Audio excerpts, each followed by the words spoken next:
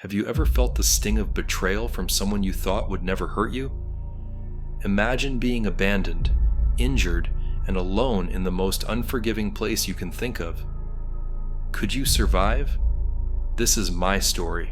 Ryan was the adventurous one, charismatic, fearless, and always looking for the next thrill. Jake was the peacemaker, the guy who kept us all together. And me? I was Ethan, the one who followed, trusting them with everything. When Ryan suggested hiking up Eagle Ridge, it sounded like just another adventure, another memory to add to the long list of things we'd done together. Would you have said no to your closest friends? I didn't. I had no idea that this hike would change everything. The trail was steep but manageable, and the air buzzed with excitement, at least at first. But have you ever noticed how quickly the mood can shift when tensions rise? Ryan's patience thinned with every step I took. "Can you keep up, Ethan?" he snapped, frustration dripping from his voice. I tried to laugh it off, but the knot in my stomach tightened. Jake shot me a look as if to say, "Don't take it personally." But how could I not? Have you ever felt like the odd one out, even among your closest friends? One misstep, that's all it took. A loose rock, a sharp pain in my ankle, and suddenly I was on the ground, helpless. "I think it's sprained," I said, looking up at Ryan and Jake. "I can't walk on it." What would you expect your friends to do in that moment? Help you? Support you?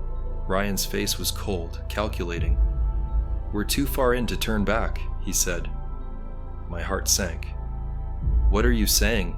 I asked, disbelief coloring my words. Jake hesitated. "Ryan, we can't just leave him here." "Don't be dramatic. We'll come back for him after we hit the summit," Ryan said, brushing off my panic as if it were nothing. "What would you do if the people you trusted most walked away when you needed them the most?" That's exactly what they did. I sat there, watching as their figures disappeared into the trees. The first thing I felt was shock, then anger, and finally, fear. What would you do? Stranded on a mountain with no way to move, the cold crept in fast, biting through my clothes and into my skin. Every sound in the forest felt amplified, the snap of a branch, the whisper of the wind, and I couldn't tell if I was being watched or just losing my grip on reality. Would you have given up? I wanted to. I wanted to close my eyes and let the mountain take me, but something deep inside refused to let go. A voice whispered, "You're stronger than this. Prove it." Pain screamed through my body as I dragged myself forward inch by inch. Each movement felt impossible, but giving up wasn't an option. Can you imagine clawing your way through the dirt, every breath a battle against despair? My thoughts raced. Would I ever see home again? Would I survive the night? The questions haunted me, but they also pushed me. Every time I wanted to stop, I asked myself, what's waiting for me if I don't keep going? When I finally stumbled onto a dirt road, I didn't even realize I was crying. Have you ever been so relieved you didn't care who saw your tears?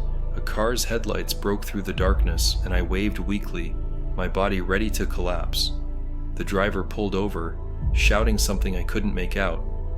All I knew was that I was safe. But where were Ryan and Jake? Had they even noticed I was missing? Had they cared? Ryan and Jake never came back for me. When the authorities found them, Ryan was unapologetic. "We were coming back," he said, but his tone betrayed him. Jake, on the other hand, couldn't even look at me.